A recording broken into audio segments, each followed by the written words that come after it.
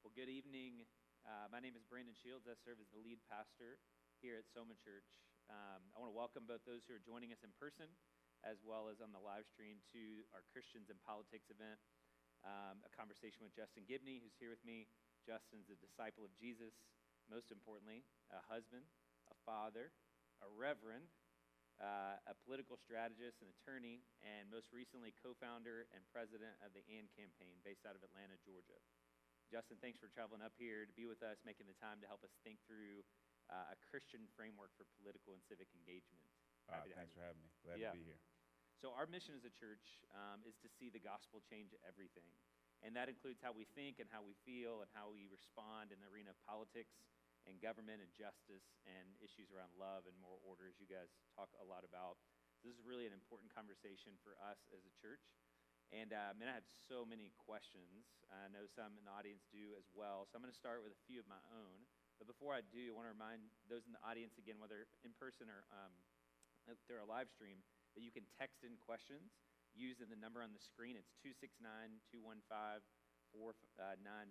That's on your screen, and we'll put that up periodically so that you can remember what that number is. And we'll receive those and try to get as many of those as we can in our time with Justin tonight. So let me just start off, Justin, by asking a little bit about your background. How did you get into this political space?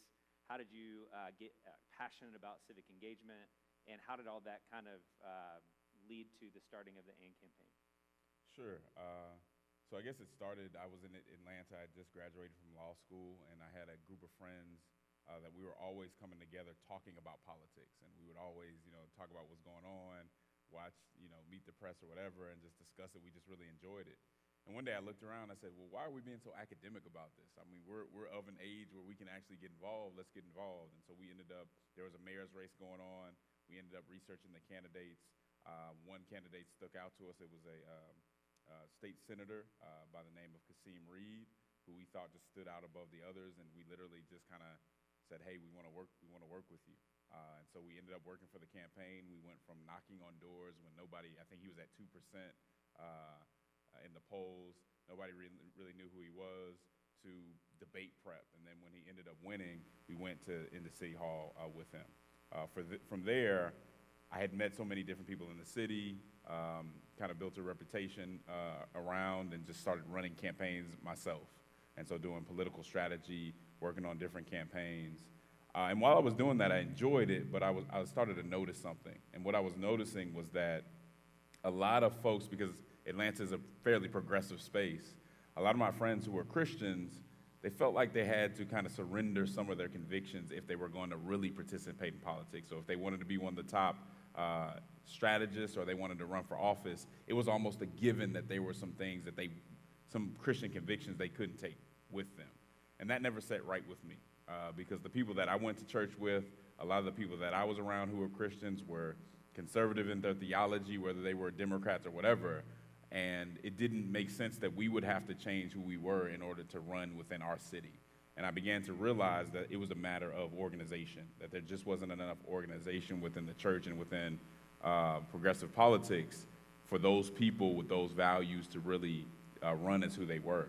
But at the same time, I was running region-wide campaigns with folks who were Republicans, and they kind of felt the same way, just in a different way. A lot of them were saying, with some of the Tea Party stuff or whatever, I don't feel like I can be as compassionate as I need to be as a Christian, right? So on one side, you have the convictional problem. The other side, you have the compassion problem.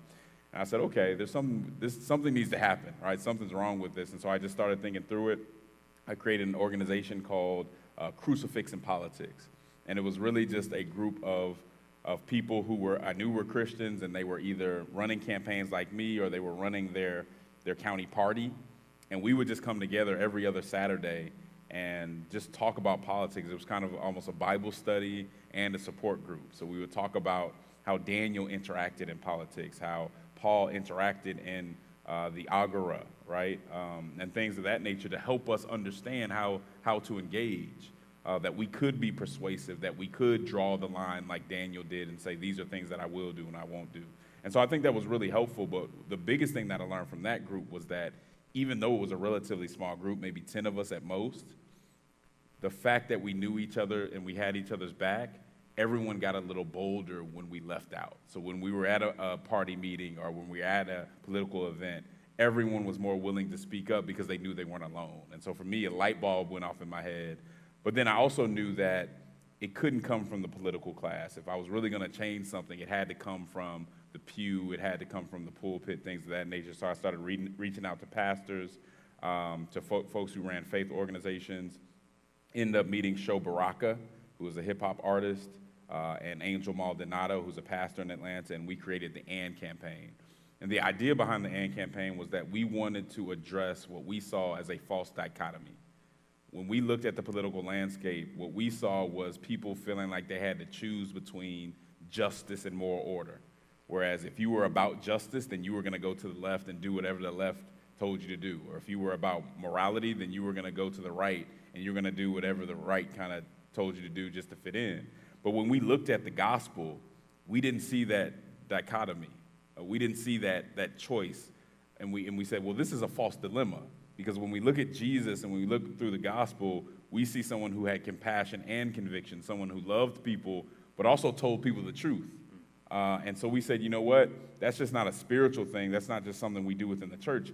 That's who we are. That's how we're supposed to express ourselves outside of the church, including the civic arena. And so that's literally what the AND campaign means. It's compassion and conviction, love and truth, social justice and moral order, and helping people understand that those things aren't mutually exclusive, that they actually work together. And without one, the other isn't what it needs to be, at least from a biblical perspective.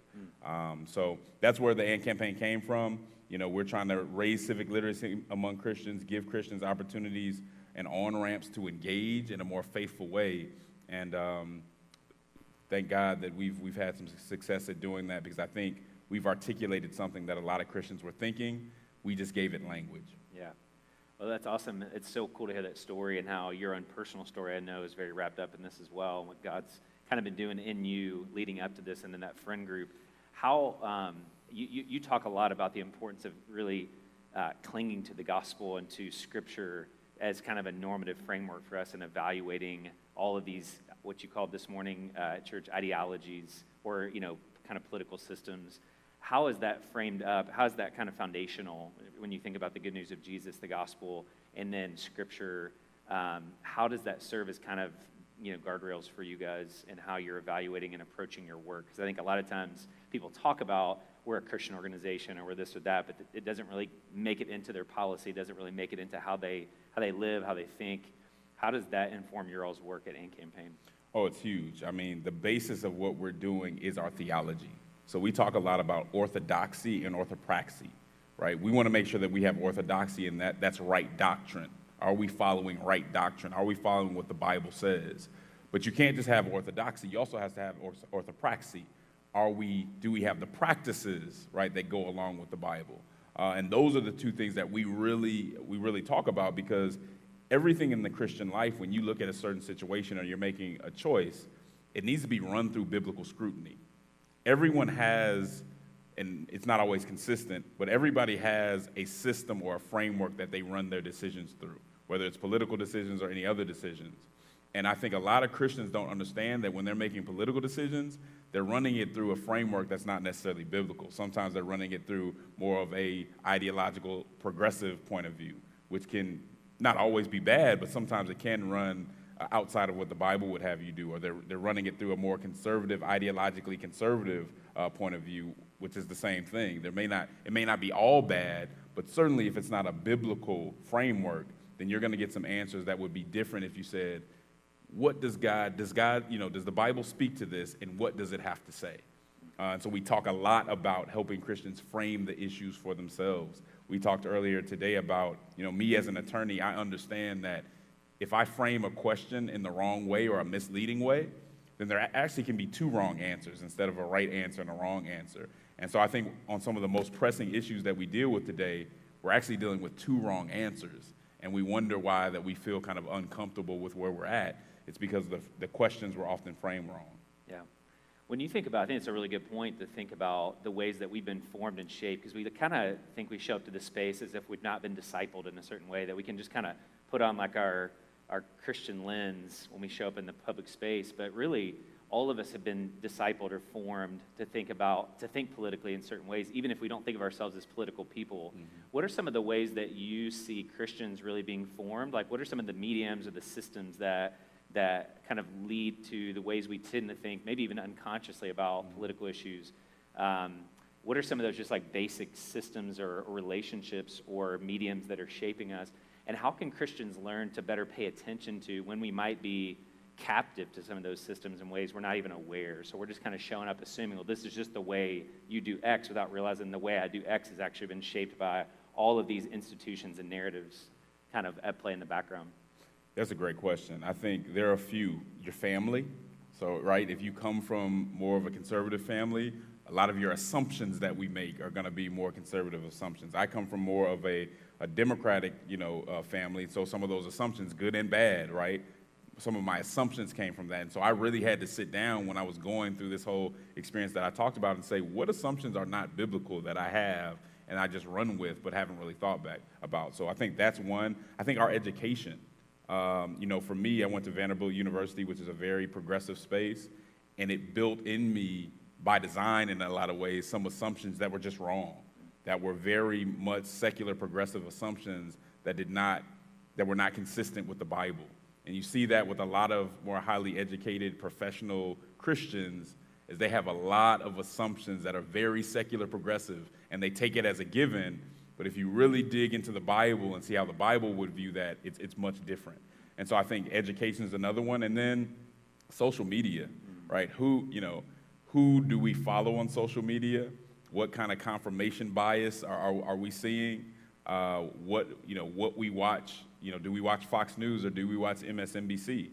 That stuff and the messaging that comes with that stuff, whether you know it or not, it's getting to you. I mean, one thing that we know as when I'm running a campaign or doing kind of some messaging, the more you say things over and over, the more they kind of catch on to people. So people know if I repeat this over and over, eventually a certain demographic will start to kind of believe it or see it a different way. And so we have to be very careful with where those influences are.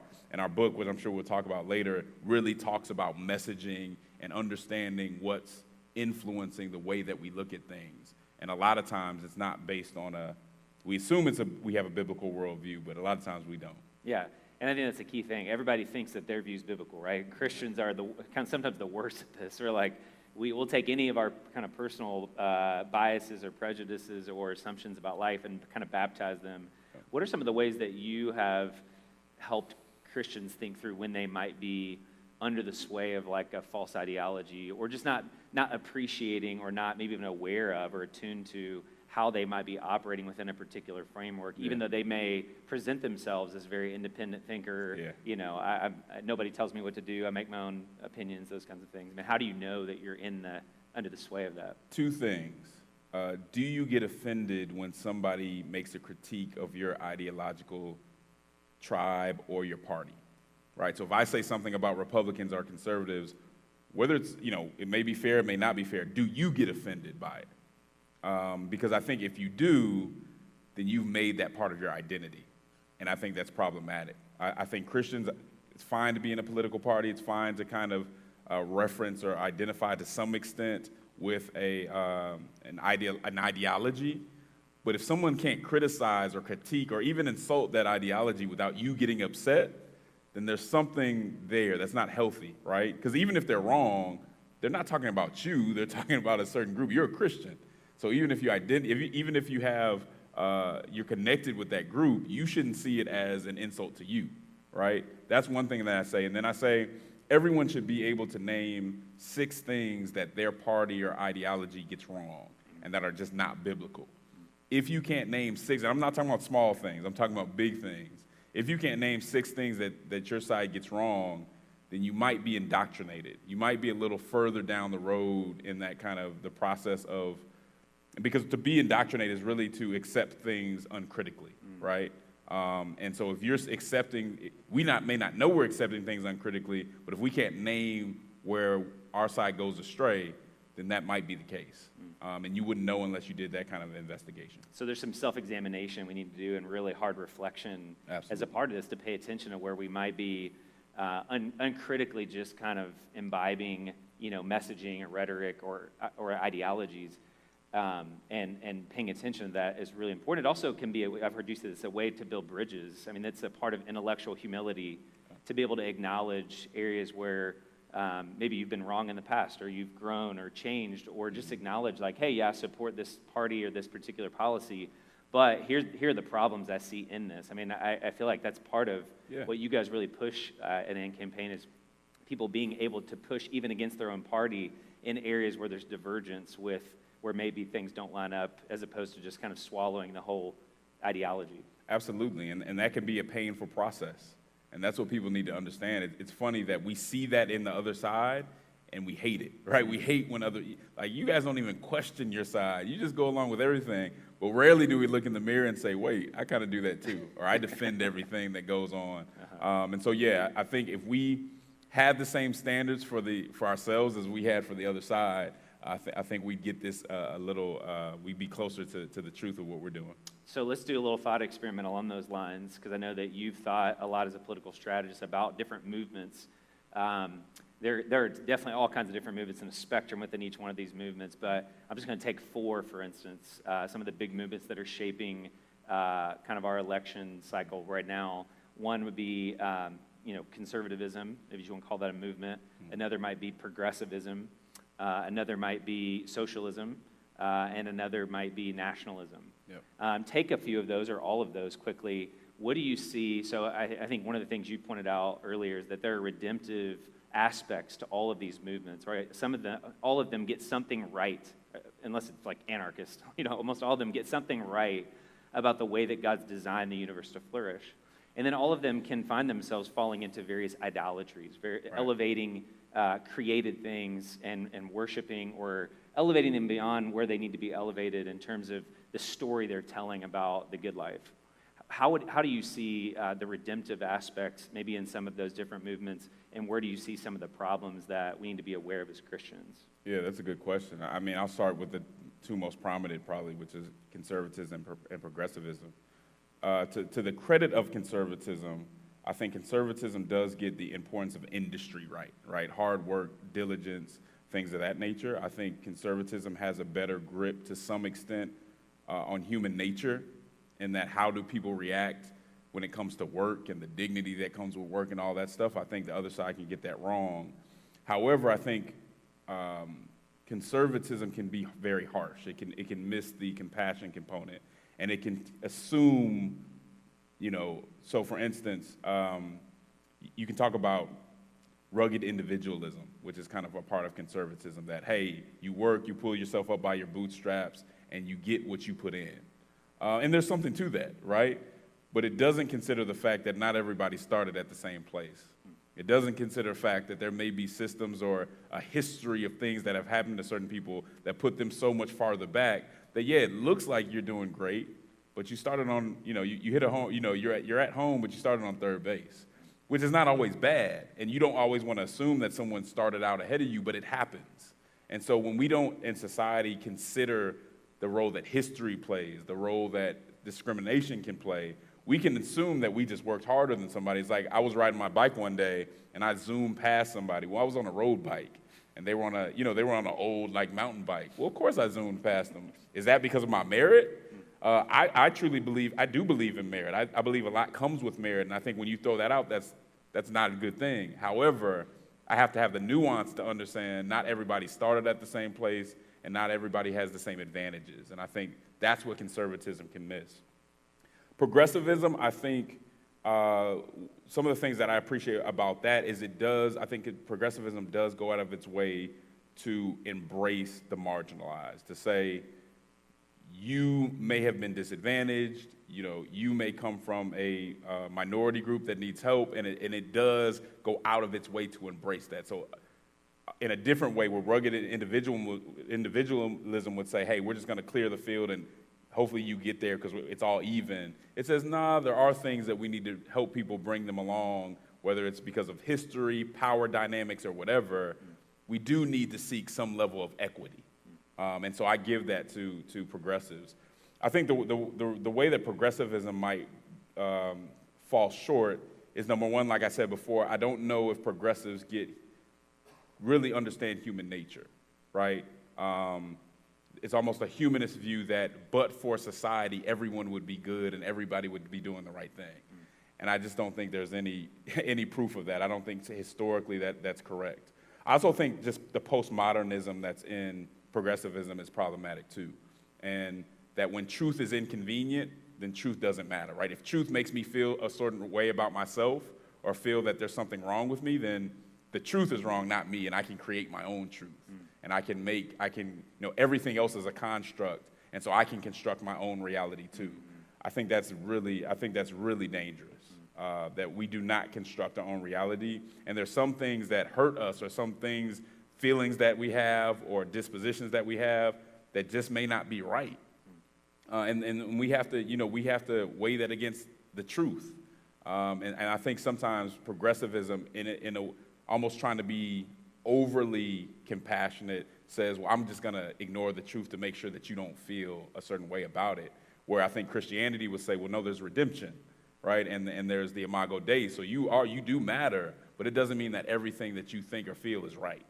And sometimes we have to face that truth. So I would say, those are the main two, to be able to weigh those and see within Christianity, where do we go? Where do those ideologies go wrong? And I think that's just a great exercise for people to have, especially when it comes to your side, because I'm sure you can see 50 things wrong with the other side. Can you see the things that may be problematic on your end? That's really good. So one of the questions somebody asked here is, how do you make a biblical decision when it comes to voting? Understanding all that you just laid out, and the inherent complexity of this can be staggering, and can be just almost, you can get decision fatigue trying to really research and reflect and figure out. But when it comes to voting specifically, if both parties have stances that could be problematic, particularly at the extremes, but even in moderation, that put you at odds with a biblical worldview, whether that's your view of abortion, your view of criminal justice, your view of marriage, there could be all kinds of potential issues here. How do you make a decision when it feels like no matter which side you choose, you're going to be essentially in conflict with some of your deeply held values as a Christian? Yeah. I think we first need to put it into perspective. If our politics are just about that vote that we take every 4 years for the president or these national elections, then I do think that politics looks like it's like, this is just too much. There's too much going on. I'm just making a bad choice wherever I go. But I think we need to change how we look at that a little bit. For one, politics isn't all national, right? There's a lot of stuff that goes on the local level that is not partisan. And so you don't have to be worried about all those same concerns. You can get smaller wins. You're closer to it. It has a more direct impact on you. So you have to remember that. It's not all about the national election. But even with the national election, the actual vote is just part of the process. It's not the whole of the process, right? So it's the end of one part of the process, which is the primaries and everything that came up to that, and it's the beginning of a process of holding people accountable. So one thing that I say is that if your person wins, that actually puts a bigger burden on you in my estimation. Because if you voted for somebody and you knew they were imperfect, now you even have more of an obligation to hold that person accountable, right? If I vote for somebody and I know there's some things that I don't agree with, I don't agree with their stance on abortion, I don't agree with their stance on religious liberty or immigration, then I need to be loud about that. But too often what we do is when the person that we vote in, even though we know they have flaws, when they win, we're not there to hold them accountable. Now we just have to defend them because we're now defending ourselves and we're defending our vote. And we're saying, well, no, even when we see them do something wrong, no, that didn't really happen, or it's different, or look over there, they're doing worse. No, if you voted somebody in, be honest about what they get wrong, and you should be the loudest person talking about that. So I think we just need to change it. And then if your person loses, you still should be pressing and trying to get the person who's office to do the right thing, because you never know when somebody might change their opinion or just act differently. So it's a process. And so I think when people look at it like a process, you think about it a little differently. And that would be my recommendation. And then you just make the best decision that you can. And usually it's best to make that within a group. Have dinners, sit down with people from your church or other places, and just talk about the issues.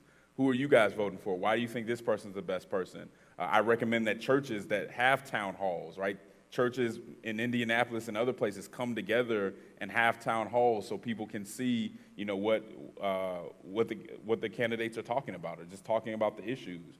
Those are the things that make it a little bit easier. But when you voting and politics, I should say politics is not really just an individual thing. And if you take it on as simply an individual, then you're going to be very frustrated. Politics should be done in community.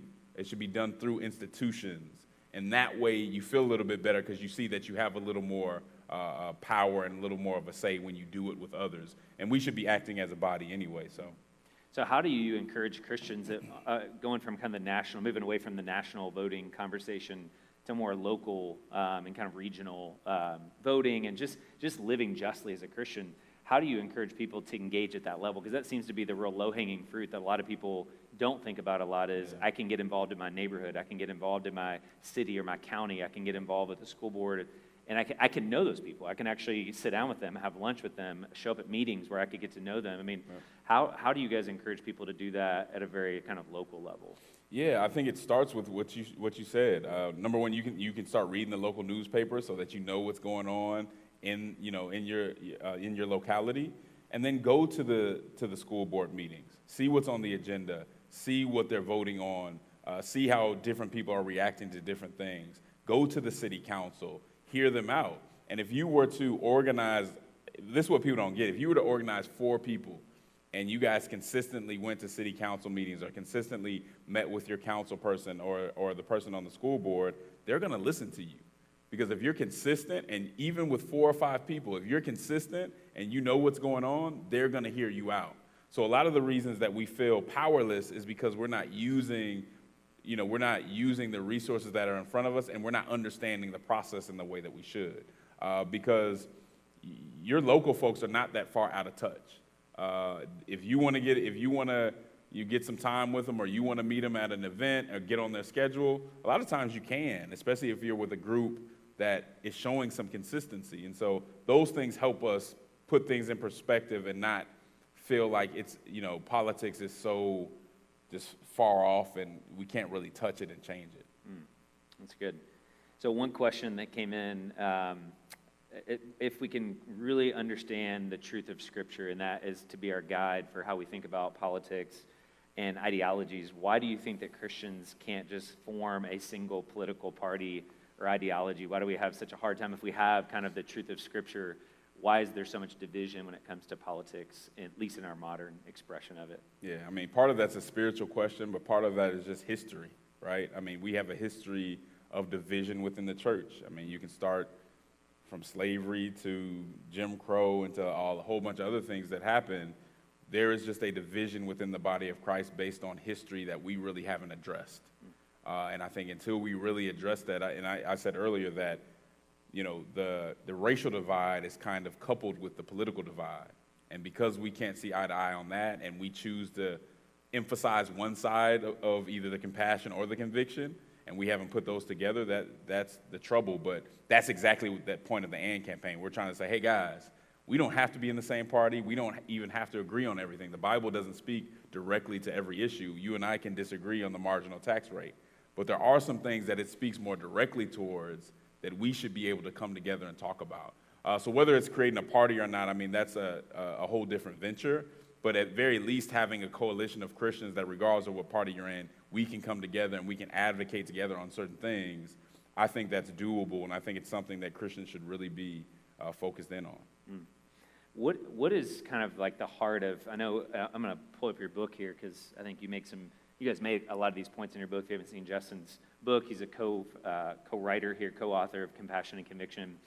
You guys make a case for why politics even matters in the first place. And I think a lot of people, it would help to back up and just say, why are we in this space at all? Is it even germane for people to be politically engaged? People talk about oftentimes Christians like you're getting political, as if that's a bad thing. What is kind of your rationale or purpose for why Christians ought to even be engaging in this space in the first place? Because it's not obvious to everyone, and different denominations kind of approach this differently, but it's not even obvious to everyone what the purpose of politics and government is, and why a Christian ought to get in this space. Shouldn't we just be preaching the gospel and making disciples and kind of doing the things that the church does? That's a great question. So I always start off by saying the primary purpose of the Christian life is to proclaim the gospel. So even though I spend a good portion of my life talking about politics and the importance of politics, I still understand that's the number one obligation. Nothing changes about that. I'm not presenting kind of a social gospel that says, our works are more important than that faith and that proclamation. I'm all the way there. So that is important. And I understand how people say, well, politics is dirty, it's unethical, there's all this stuff going on. Christians shouldn't touch something that's that kind of disgusting. And I say, are you sure about that? Isn't that more of a reason for Christians to get engaged with it? How can we change society if we don't want to have a connection to it, if we're not touching it, if there's no contact? But the main reason that we talk about that Christians shouldn't get engaged with politics is really the second half of the Great Commandment, to love our neighbors like ourselves. And if we truly love our neighbors, I think we have to be socially concerned about them. We have to care about their well-being in the same way that we care for ourselves. And government presents a robust way to care for other people, right? Government is about order and it's about justice. And we have a God of justice and a God of order. And so we should care about how people are treated. We should care about the frameworks and how they guide people through their lives. And politics is just a really strong way to do that. But politics should never be the master. Politics is a tool. Politics is a tool that we use to change things. And so I want to let Christians know who are a little shaky on politics that, yes, sometimes it has been misused and abused, or Christianity has been abused by politics and it's been misused, but that doesn't mean that we stay away from it, because it's too big of a tool for us not to engage it in a way that allows us to protect the human dignity and promote the human flourishing of our neighbors. If we care about our neighbors, these are things that we should do. I said earlier today, no one here today would allow somebody in their family to be unjustly imprisoned if there was something that you could do about it. If your brother is being unjustly imprisoned, you're not going to say, yeah, just take him away. I'm not going to go talk on his behalf, right? No one's going to let the kids in their neighborhood, if you can stop it, drink lead-poisoned water. Well, how would you stop that from happening? It's some type of political process that you would do that for, and if you would do that for yourself, reading the Bible, I feel like you have to do that for your neighbor. When God puts things in your sphere of influence, you should do something about it, right? And that doesn't mean you don't care about proclaiming the gospel. If your kid were to cut their knee and they're bleeding profusely, yes, you might pray. Yes, you still believe in proclaiming the gospel, but you also know that God has given you the ability to disinfect it, to put a Band-Aid on it, to get stitches if you need to get stitches, not because you don't think prayer works. It's because God has already put something in your sphere of influence to have an impact on what's going on. And that's the same thing with politics. Christians have a level of influence. We have the ability to help other people, and we need to use that. We need to be good stewards of that to make sure that we're bringing some level of redemption to society, even though we know there'll always be suffering. But that doesn't mean that we just watch it and don't do anything about it. Yeah. Let me just remind you at this point, if you have a question here or on live stream, the number is 269-215-4954, 269-215-4954. Text those questions into us. So one of the things you mentioned in the book, you referenced the Hidden Tribe Survey, which I thought was a really interesting thing when I read that last year, a couple years ago when that came out.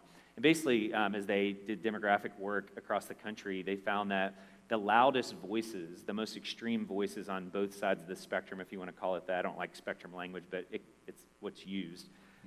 You have basically 8% on one extreme, like a progressive extreme, 6% or something like that on a more hyper-conservative extreme. And then they had what they called the exhausted middle, which is like 60-something% of Americans who are just like, I'm exhausted by all the rhetoric. And one of the points that they made in the survey, and you guys mentioned this in the book, is that the loudest, most well-funded voices are actually the smallest when it comes to representation, and everybody else is just tired of the fighting. How would you, and I think a lot of Christians that I talk just like kind of throw up their hands and they're like, I just feel powerless. There's almost like a loss of a sense of agency and a sense of meaning when it comes to politics, because it's like, yeah, I cast my vote. What does it really matter? I try to be somewhat engaged, but it's just, we're in a country that's so large with so much complexity, so much diversity, and frankly, just so much vitriol right now and so much angst when it comes to politics that I think a lot of people just kind of resign themselves in some ways to just the inevitability of disappointment and heartache when it comes to politics. Yeah. What would you say to that exhausted middle, particularly those who are followers of Jesus, in terms of cultivating hope and really hanging on to the redemptive possibilities? And again, we're not putting our hope ultimately in politics to save us. We know that only God can do that. But as a kind of penultimate or secondary thing, it is an important way, as you said, that we can love our neighbor. We can exercise a stewardship that God built into the fabric of creation with all kinds of possibilities for human flourishing. I mean, what would you say to people just practically that feel that cynicism? How do you keep that at bay, and how do you continue to cultivate hope without just, totally either succumbing to idolizing politics or kind of just withdrawing from it? Yeah, the first thing I would tell the Christians in the exhausted majority is that you need to catch a second wind, that people are suffering, and that we need to find a way to get excited about justice and moral order. I've said I think Christians should be on fire for justice and moral order. When I think about the civil rights movement and people who had dogs on them and getting sprayed by hoses, you think they weren't exhausted? But they stepped it up because they knew it had to happen, that there was something that had to change. And I think within the exhausted majority, we cannot get complacent.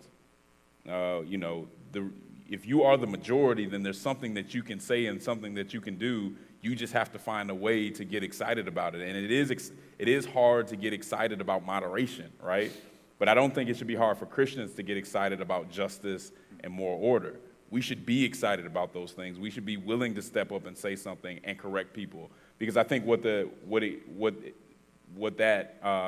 research could have gone into, and I think it did mention it to some extent, was how the exhausted majority still sometimes goes along with those two on the ends, which were the devoted conservatives and the progressive activists.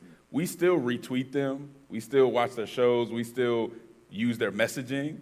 And so that's one way to stop it is stop going along with that, right? Stop giving them incentives to move further, because these are basically the puppet masters, right? They're small groups. They're affluent.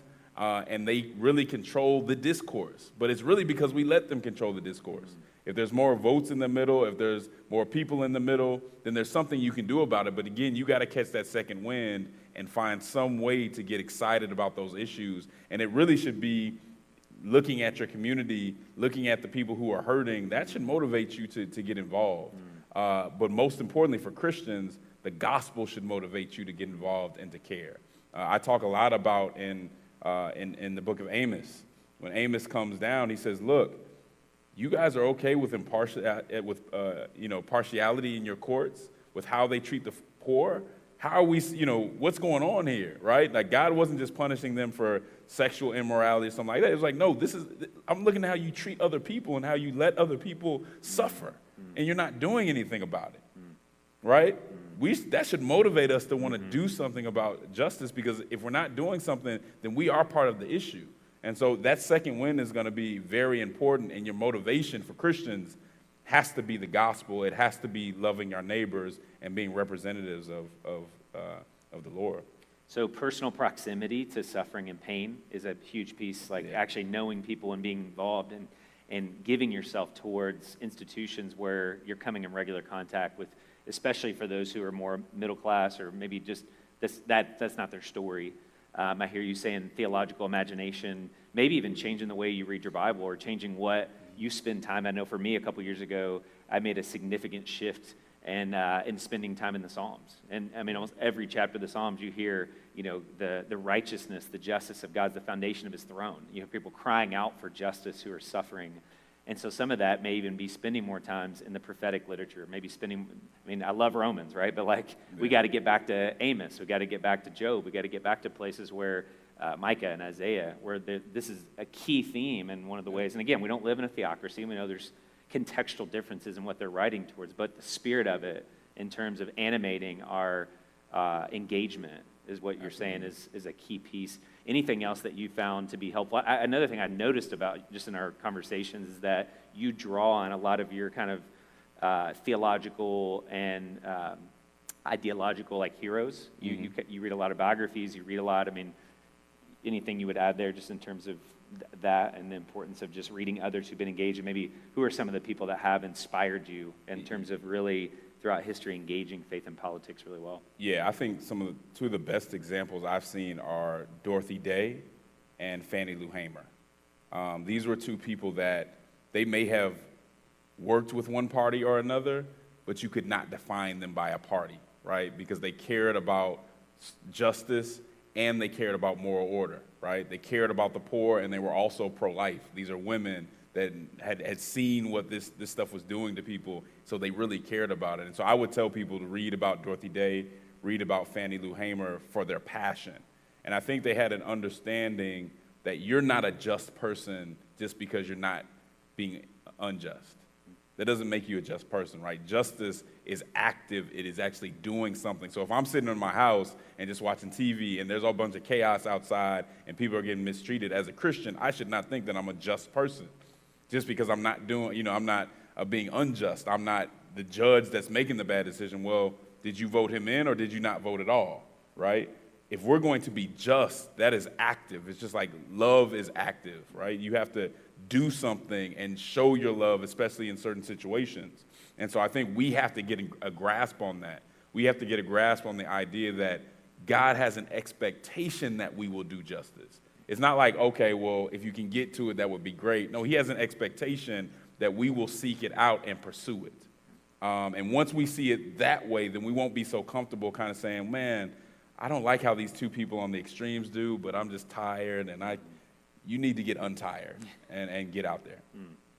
That's good. So I want to go back to something we began to talk about a minute ago, and you guys talk about this in one of the chapters in your book on messaging and rhetoric, and really paying attention to how messaging works. Yeah. Can you explain just a little bit about how that kind of behind the scenes as an insider in the political system, how messaging worked, how kind of, you mentioned the kind of more like the idea of puppet masters, that there are messages that are being put out.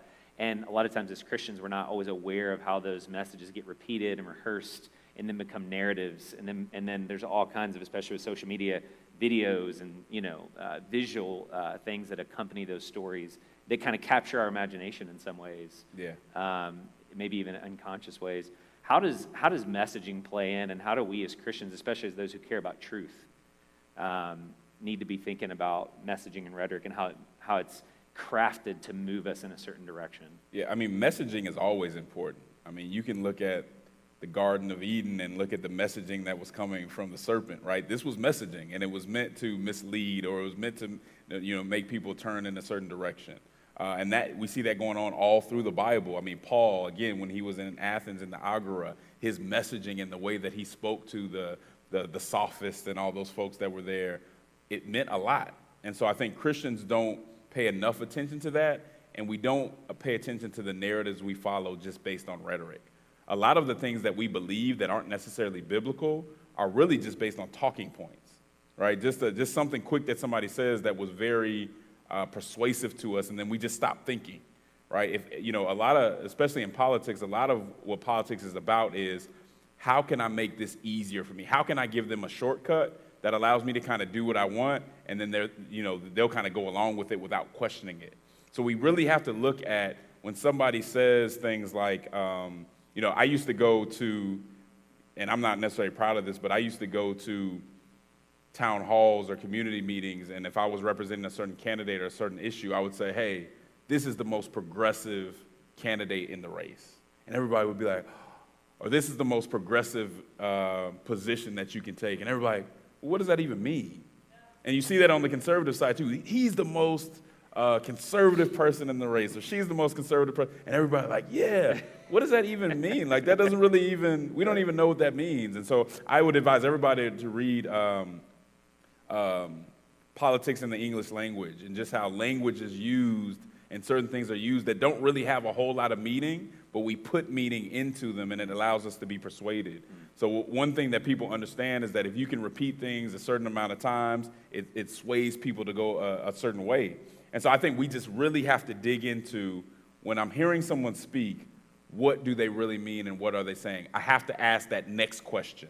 Instead of letting them getting around the question and just work based off my assumptions. And we don't ask that next question, which would lead us to understand that that's a bunch of fluff, right? There's nothing, what is really behind that? And am I going to continue to let people use shortcuts through words to avoid really getting to the substance of issues?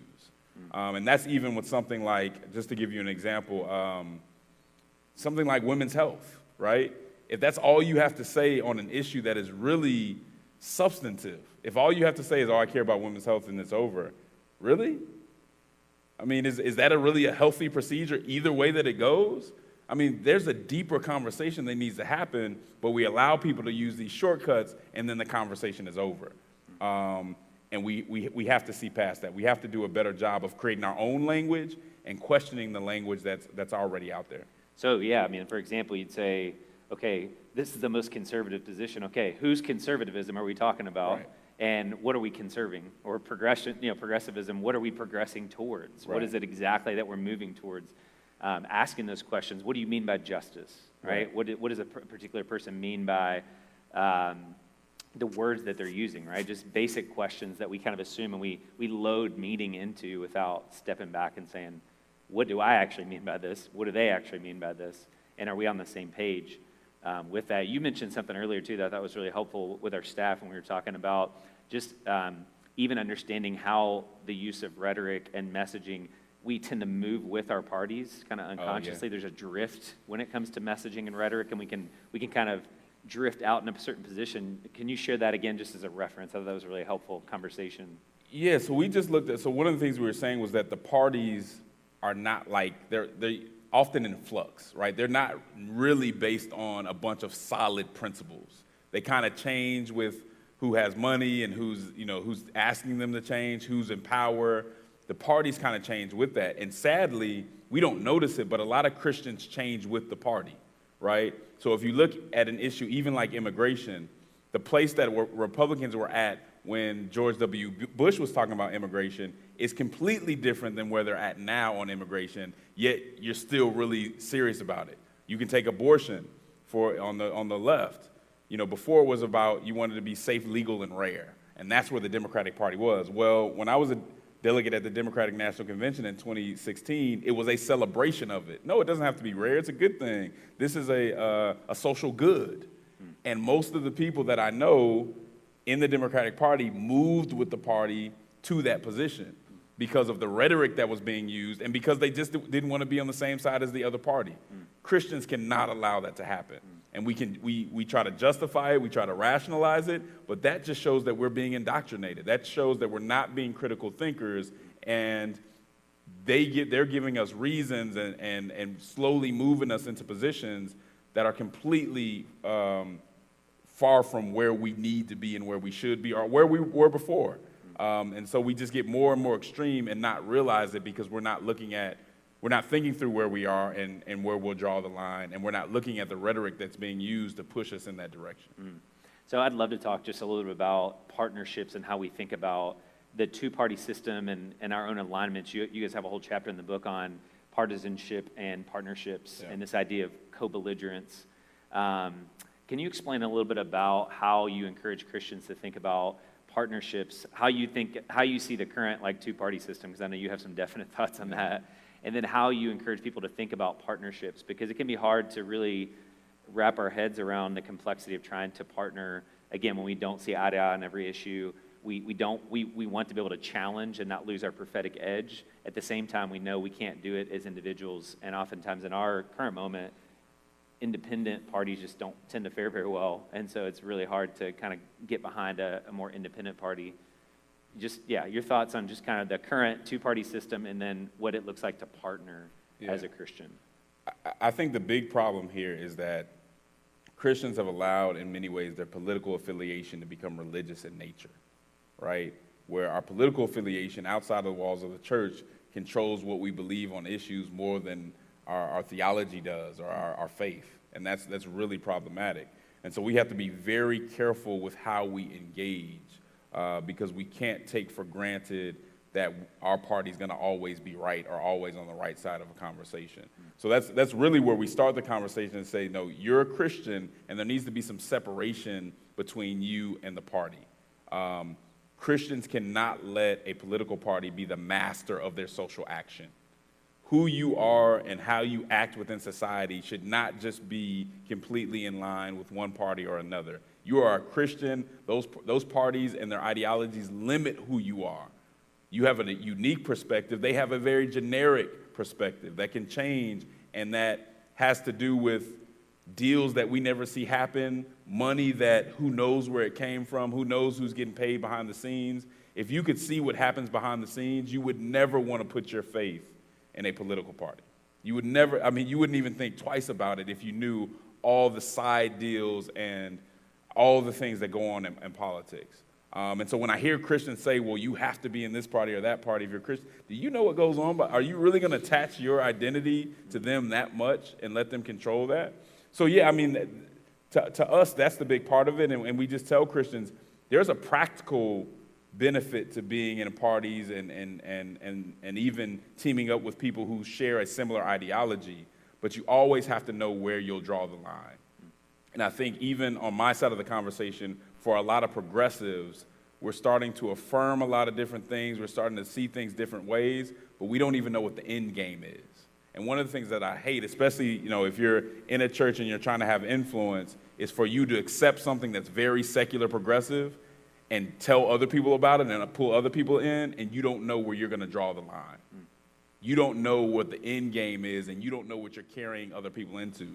And there are some Christian influencers and other people who are doing that, but they're not really secure in that. So I think when it comes to any partnership, whether it be a party, whether it be social justice interactions, you have to know who you are, and you have to know what the objective is that you share with this party or this group, and where you differ, and where you'll have to draw the line and say, I can't go with you there. One example that I gave earlier, and I think it's in the book, is Frederick Douglass. Because Frederick Douglass obviously was an abolitionist. He worked with a lot of other abolitionists, some who weren't Christians. And one interesting thing that I saw was that Frederick Douglass would work with abolitionists, but also call them out. Like today, to call out your partner or ally is like the worst thing that you can do because you're helping the other side. And he had this serious issue, but he still told other abolitionists, I will work with you to end slavery. I will not work with you to end the Union. He was like, I won't work with you to do that. He said, because I think the Union is the mechanism to end slavery. Can you imagine? Today, if you're on Twitter or something like that and you're considered a progressive or conservative and you call out your side, it's like, oh my God, you must not care about this issue because now you're giving them, red meat. You're giving them an advantage. And on this very serious issue, he was able to have the moral clarity to say, no, this is very important. We're going to get it done, but not that way. And too often Christians don't say, I'm with you on part of this, but I will not do it that way. And that's so important. And I think part of that comes from understanding that our witness and who we are is more important than just winning any way that we can. And that's important. And ultimately, it's a faith question because it's like God is doing this and not me. So for me to think that I can do it the wrong way and it still be okay is unfaithful. It's going to happen because God, I believe God's going to make it happen, but I have to do it in the right way, and I have to make sure that I'm reflecting Jesus in how I interact. That's really good. So would you extend that out then to kind of all partnerships as people think about, there's organizations and movements. Obviously, there's a lot of talk right now in light of what's happening culturally, racially, with like Black Lives Matter. Would you extend that similar framework to thinking about partnering with some of these movements or organizations? You got some Christians who think, no way, I could never partner with an organization, and you read some of the statements there. Others who are like, no, I can do it, but I've got to have these boundaries. How would you extend that out and maybe use that as an example of how you encourage people to think about a movement or an organization like Black Lives Matter? Yeah, absolutely. I wouldn't encourage a Christian to join any organization without doing their research and understanding where those boundaries are. Now, that doesn't mean that you have to always go out and the first thing you say is what you disagree on, but within yourself and within the group that you're in, you need to be very clear, here are my boundaries, here's where I won't go. And I think too many Christians are not doing that. What we do is we see a movement that fits the narrative that we want to push or fits an issue that we want to push, and it might be right. It might be very important. But I think what Christians have to understand, too, is the cause is important, but the spirit of the movement and the moral foundation of the movement is also important. And so we can't just sacrifice the spirit and the moral foundation just because we like the cause. And so we have to find ways to join the cause, to have that objection, but to have that same objective, but still know where to draw the line to say, I'm not, just because I'm working with you when it comes to racialized violence or when it comes to racial discrimination, does not mean that I'm accepting everything that's in your platform. And you at times may have to be vocal about that. And so, yeah, I would never tell anyone to join in a group without being very clear, understanding who you are and understanding where you're going to draw the line and where your objectives start to diverge. And sometimes that takes time. And again, it's one of those things that if you can, try not to do it just as an individual. Try to do it with a smaller subgroup or something like that so you all can hold each other accountable as you enter into conversations with an outside group. How would you encourage Christians? I mean, sometimes the hardest place to have this conversation is in your small group or in a Bible study or in the church, because you almost feel like you have to kind of partition off those areas where, especially the group dynamics, groupthink, everybody's kind of, the train's moving down the tracks in a particular direction, and here you are maybe sharing a belief that goes against the rest of the crowd, the majority. Yeah. How do you encourage? And I think there's a lot of shame in this space. And a lot of people feel embarrassed to be able to kind of raise their hand and say, hey, I actually don't agree with that, or I can't go there, or I actually think differently about this. How do we create a better dynamic in Christian spaces where people can maybe set up even some ground rules for how this discussion happens? Because it's one of those things like money and politics. There's a few things, maybe sexuality, where it just feels like I can't really be open and honest and vulnerable as I need to be to have a productive conversation so that I can form my values. There feels like a lot of pressure on individuals to just kind of move with a group, whether that's a more conservative or a progressive space or whatever. How have you found those conversations to be productive? How do you encourage Christians to establish safe spaces, for lack of a better word, where those kind of conversations can happen without fear of judgment or abandonment? And I don't mean judgment in the sense of discernment. I mean like condemnation or, just kind of that vitriol we talked about, I think we have to teach about charity. I think if you were to start that group, I would have the first conversation kind of be about charity and humility, the understanding that none of us come to the table with a perfect narrative. None of us get it perfectly right. We talked about earlier today how no one went up to Jesus with a perfect narrative and walked away with that narrative intact. Right? We all can get things wrong, so we need to be charitable. And even if somebody disagrees, that's okay. And so you want to set it up to say, this is open. Really is a no judgment zone. We want to have a conversation, because if we can't be honest with each other, then we never know what each other is thinking, and we can't work with one another. And so I think that's important to kind of open it up and say, hey, you can say what you need to say. We're going to talk about it. And at the end of the day, the Bible has to be the deciding factor. Because what you don't want to do is go in and just kind of be relative. Like, you say that, if that's what you feel, then you're right too. No, it doesn't mean that you're right, but it means we need to talk through it, and we need to get to what the Bible says about that.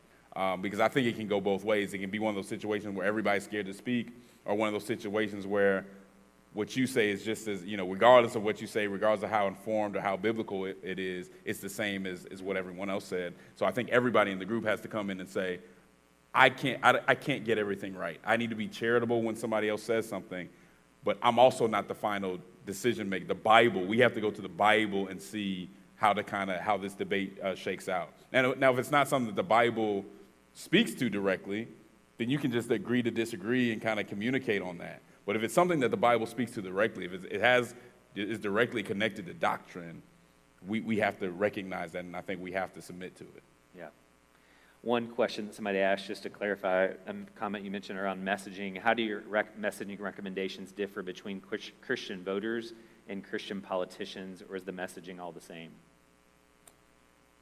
Yeah, I mean, I think I understand the question. I mean, for a Christian politician, I think the standard should be higher in what messaging they actually use. I think in a lot of the messaging on both sides, a lot of it is intellectually dishonest. And I don't think that a Christian politician should use that type of messaging. And that's what makes it kind of difficult, because you want to win, you get in there, and it's very hard. The temptation to do whatever you have to do to win is extremely hard. And I've seen friends go through it. I've seen very few of them actually draw the line and say what they're not going to do. I mean, when that power is in front of you, when an office is in front of you, it's very hard to do that. But I think Christian politicians have to be very careful with the messaging that they use. It's okay to be somewhat partisan because you may be running in a party, but you have to be very careful not to exploit some of the messaging or exploit some of the emotion and the moment. And that just happens too often. But Christian politicians need to be very deliberate about that. That's good. Let me just switch topics for a minute and go to protesting for a second. I know you guys have a chapter on that in the book, and you talk about that.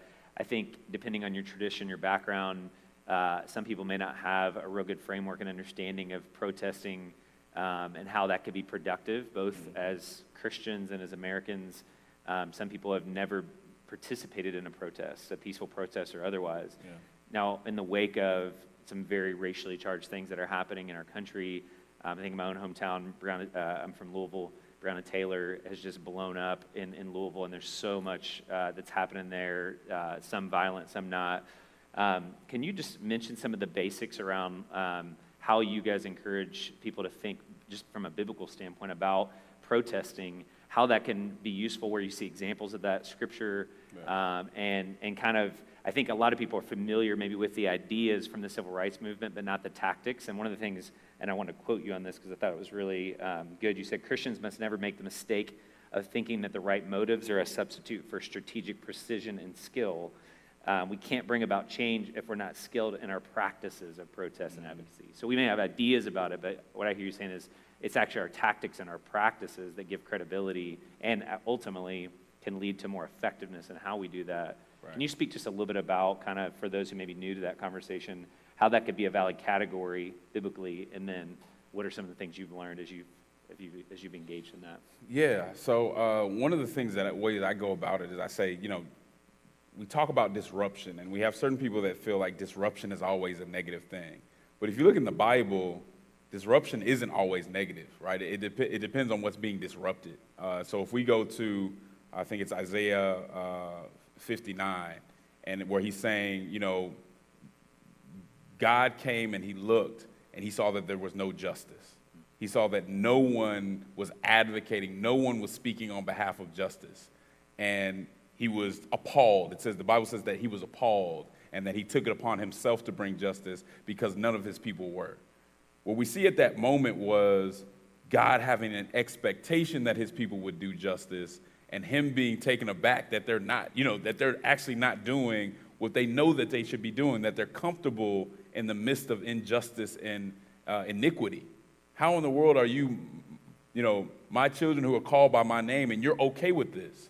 And what you see there is like God almost expecting that they would protest, or there would be some advocacy against what was going on, and feeling like their silence was just appalling. Like, how can you be silent in the midst of this? So I think there are times when disruption is very necessary, when immorality and injustice are running rampant. There's almost an expectation that Christians will do something.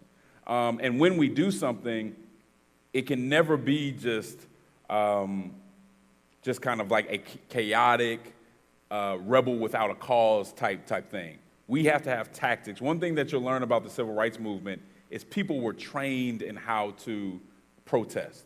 They were trained in how to react when other people threw bricks at them, when other people spit at them, when there were dogs there. They were trained because they knew how they reacted either would give credibility or take credibility away from what they were doing. And too often we see an issue and we want to react immediately without a plan, without clear tactics, and we just go out there and say, if I shout at the other side, I'm going to get my point across. And it doesn't usually get the right point across, right?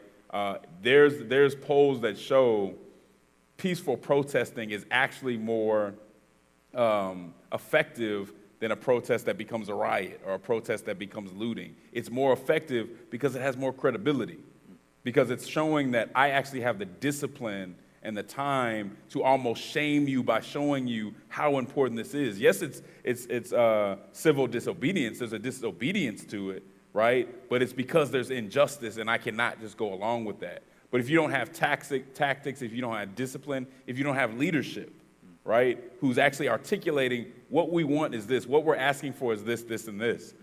Half the time, people wouldn't even know what you're asking for. I might generally know what you're protesting. I don't even know what you're asking for, right? So you even get some of that with the defund the police. You got one group saying that it actually does mean get rid of the police. You have another group saying, no, it just means look at the budget. But there's not leadership to say, no, this is exactly what it means. Here's what we're asking for. So even if people wanted to respond to you, do they even know how to respond? These are things that you saw in the civil rights movement. You see less of today because there's kind of an aversion to leadership. And I think at the end of the day, it hurts because you don't always know what the ask is. What are you really trying to get at with this? But I think for Christians, the biggest thing is to say, if you're protesting due to injustice, then you're doing something on behalf of your Father. You're a servant. And what is the standard that you must uphold when going about your Father's business? And I think that's a standard of discipline, of being tactical, and being passionate about what you're doing. It's not about respectability. I think that's more style than substance. But it is about going about it in a way that is credible and that actually does justice to the people that you're trying to help, because you have a plan and you've taken the time to try to get it right and be strategic.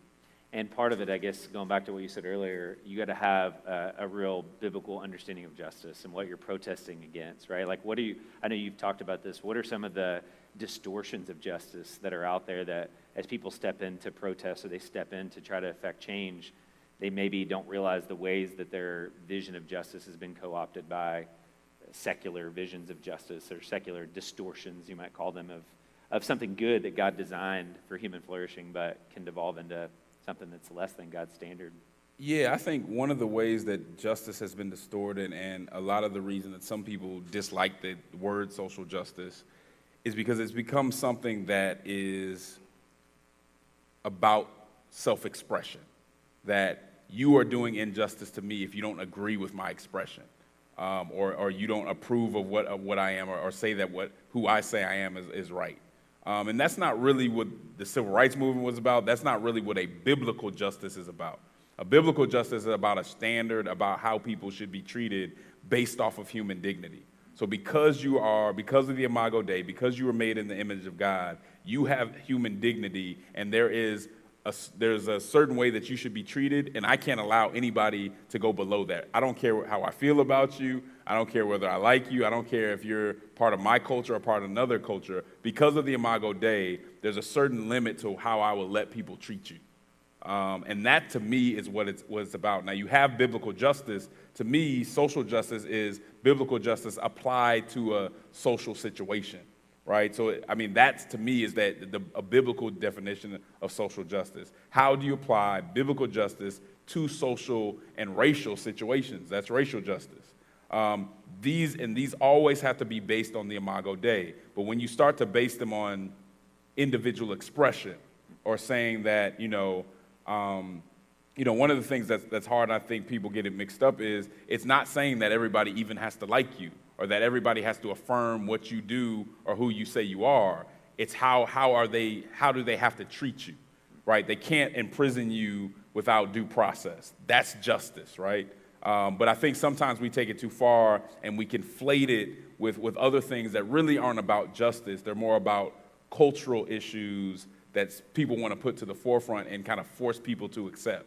That's very different than what the Bible would call justice. Yeah, it seems like there's a move to really expand the notion of justice to become basically however I feel like I'm being unjustly identified or treated, as opposed to here is what justice is. Now, how do we apply this in the social sphere? Which goes back to language, goes back to rhetoric. One of the other things that you'll know about rhetoric is people will use something that you already feel that you understand, and they'll apply it to something else, right? So if you know what justice is for you, well, I can be slick and I can say, okay, we're both for justice, but I'm really applying it to something that's expanding the definition. And unless you're being critical about how you're thinking about it, you just accept all of it as justice because I care about justice.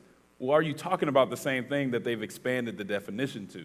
And so these are things that we have to think through instead of just going along with the group who we think we share their cause. We may share their cause, and there's a good chance that we might be able to work with them. but it doesn't mean that we accept all their definitions and everything in their agenda. Yep. One more question from the audience, and then I want to close with a question about just kind of the next couple months. How would you encourage people, just kind of going back to the voting thing, to vote on a candidate that goes against what they perceive to be their biblical beliefs? And what do you do when both candidates have deal breakers for your faith?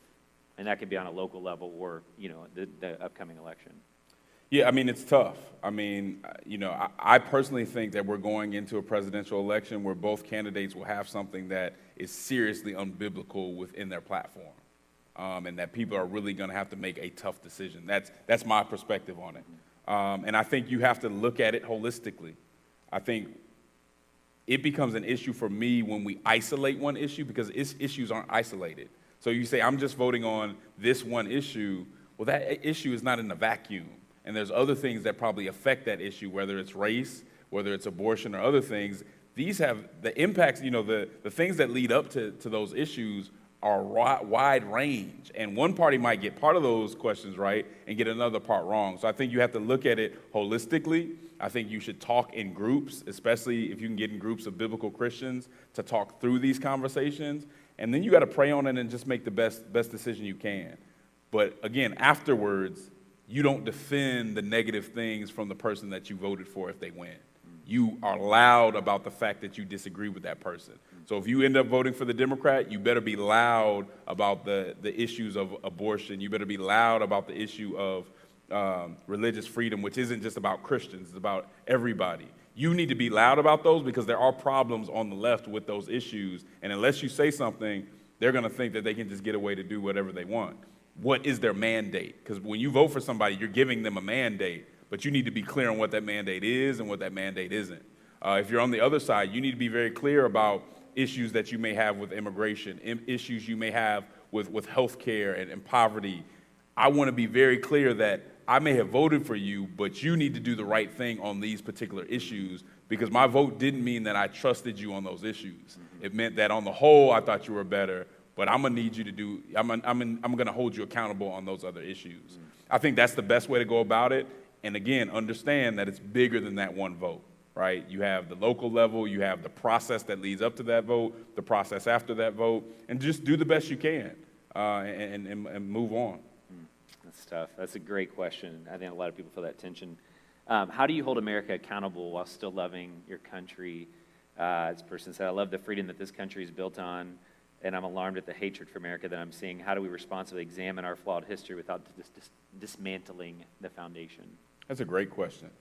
I mean, I think it's hard to argue that within the Constitution there wasn't a brilliance within the Constitution, that these men created a document that had a brilliance that we just hadn't seen before.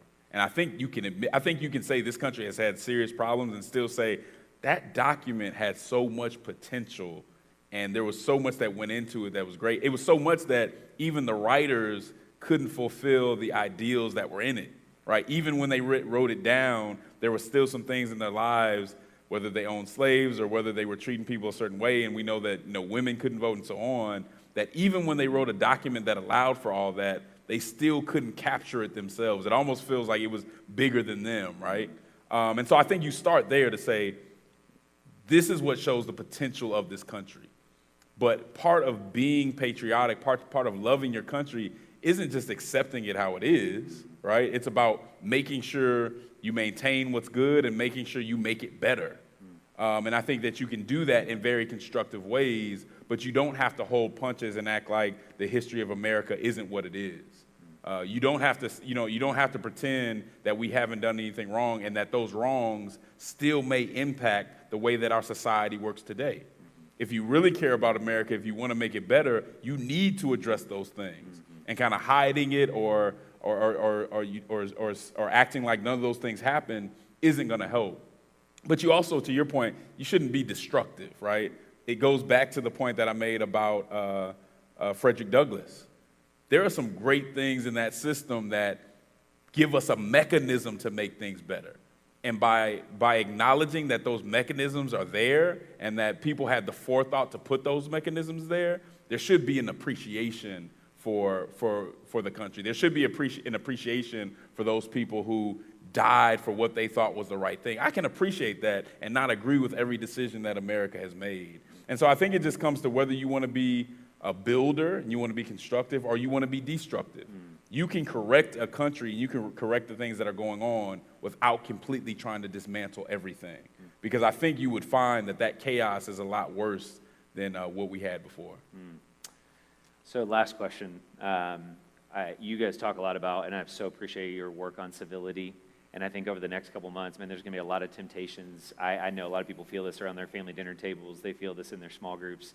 Just the intensity kind of ratcheting up, and really a lot of things that are happening that are uncivil in terms of the way that we're engaging one another.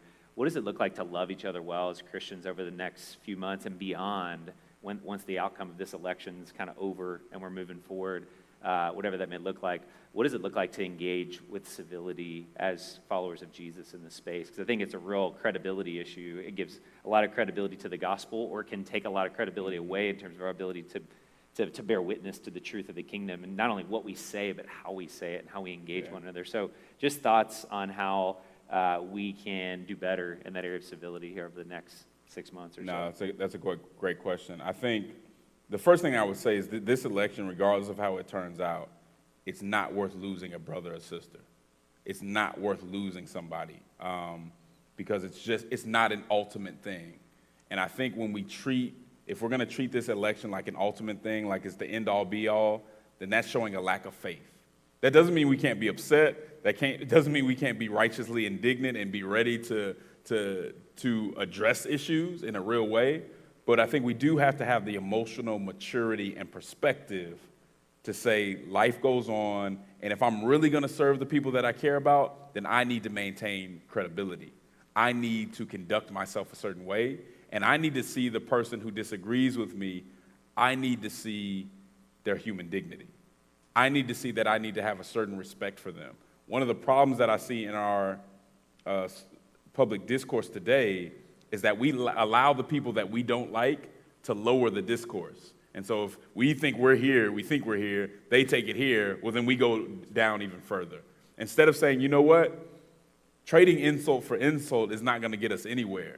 If I really want to engage you and I want to help the people that I'm trying to help, I need to have a certain level of credibility. I need to have a certain level of discipline. And so I have to see people like I see myself. And one of the things that we talk about in the book is just how either you are somebody who's carrying this infection, right? And the infection being how we disrespect one another, how we call each other names. Either you're one of the people who's going to carry that on and keep spreading it, or you're one of the people who says, no, I'm going to try to disinfect this situation, which means somebody may feel like they got a shot in on me and they may think that they won, but I know that it's bigger than this. And I have to be an example of how this conversation or this debate can be more constructive. And it really comes from a place of humility. I mean, if you look at how a lot of Christians go back and forth with whoever the other side is, it's prideful, right? It's you saying, I don't want to feel like I'm lesser than you. I want to prove that I always got something right. And that's just not Christ-like. We have to, again, make sure that our witness is more important than winning. I'm a political strategist. I never go into a situation trying to lose, but win in conflict, right? Because sometimes your witness and the win can come into conflict. You have to choose the witness. And I have to be more concerned about winning souls and caring about people than winning an argument. Because most of the time when I'm talking to people in the way that we talk to them, I'm not convincing anybody anyway. We're talking past each other. Nobody leaves the conversation with a different understanding. But if I'm willing to understand that person and maybe even let them think they won a couple times and show some humility, then they might listen to me the next time around. Yeah, the point's been well said that you can make a point and lose a friendship, right? And so, man, that's so good. I appreciate, Justin, your heart. I know this is something you care deeply about. We're just so grateful to have had you here, giving us this framework, really thinking about justice and more order and compassion and conviction. I know for me personally, it's just given me a ton to think about, not only for the next couple months, but just in the way that I'm living my everyday life, right? Like we have so many opportunities as believers to enter into the work of justice in very ordinary ways. And so don't think, I hope you don't hear this and think, man, this is just about an election cycle. This is a way of life as Christians, and we're being discipled in a way of being in the world that is distinctive and different. And so thank you guys for just the hard work that's gone into communicating and articulating and challenging not only the church but our country to do better. And so we're thankful for you. I'd love to close our time here just by praying for you, praying for the AND campaign and your work. I know you guys are going to be busy over the next 6 months, as well as just praying for those who are watching here that we would offer just something radically alternative to what we're seeing happening in the world right now. So let's go to the Lord in prayer. Father, we just thank you so much for this time to gather and to consider just one aspect of what it means to see the gospel change everything. God, we know that the first invitation is for us to examine ourselves and ask, are we being transformed and being conformed to the likeness of Christ? Or are we going along with the spirit of the age? Are we being caught up in the very same narratives, the very same rhetoric and partisanship and propaganda and just a lack of humility, as Justin said, just pride, that we need to be right, that our perspective is the right one. And God, we failed to be humble. We failed to walk humbly with you, to love people well, and to be servants and stewards. And so, God, I do pray right now over Justin. I pray over Michael, their team at the AND campaign. God, I pray that they would be salt and light, that you would give them wisdom as to how best engage in this space. God, help them as they curate content, as they speak around the country. God, give them great humility, give them great fruit. As they abide in you, Jesus, I pray that they would bear much fruit, because we know that apart from you, we can do absolutely nothing of eternal value. So, God, I pray that you would give their ministry a permanence to it as they stick close to you and as they seek to lift up the gospel of Jesus Christ and advance your kingdom work. God, that they would have great success at that. And God, that you would unite the church, that you would unite Christians, that you would unite families and those who are divided in the season. God, that we would be able to rally around those things that we can agree on. And God, give us the faith to believe, the hope to believe that we can make America a better place. But more than that, God, that we can just reflect as the church and as Christians your heart for justice and your heart for love and your heart for human flourishing. And so, God, help us. We are weak and powerless, and we desperately need your Spirit. And so, God, conform us. We ask these things in Jesus' name. Amen. Amen. Amen. Thank you. Yeah. Okay.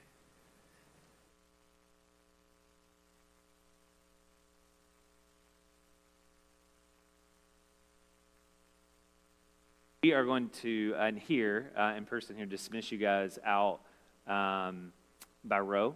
So let's start with it. We can start with this first row. If you guys would follow Miles out.